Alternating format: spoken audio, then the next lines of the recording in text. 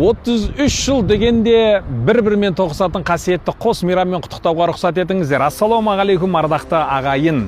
Бүгін жүректердің тазару мен табиғаттың оянуы, дін мен дәстүрді ұштастырған қос мейрам. Бірі әз Наурыз, ал екіншісі қасиетті Рамазан. Сондықтан құрметті достар, қос мерекемен құттықтауға рұқсат етіңіздер. 30 күн оразаның бір айты бар, жасаған жақсылықтың бір қайтарымы бар деген. Сондықтан 30 күн оразада Рамазан айында жасаған дұға, тілек, ниеттеріңізді Алла тағала еселеп қабыл етсін. Ал енді ұлыстың ұлы күні қарсаңында қазақтың қаумаласқан жігіттері бастаудың көзін ашқан, қыздары қырбасынан қызғалтақ терген. Ал біздің асыл әжелеріміз көкке ақ қойып елдің ынтымақ бірлігін тілесе, абыз ақсақалдарымыз білегі талғанша бата беріп, елдің іргесін бері кеткен. Сондықтан құрметті достар, ұлысымыз оң болсын.